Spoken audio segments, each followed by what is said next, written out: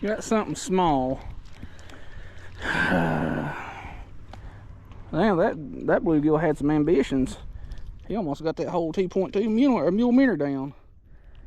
I'll just screenshot my other one, or use a screenshot of my other bluegill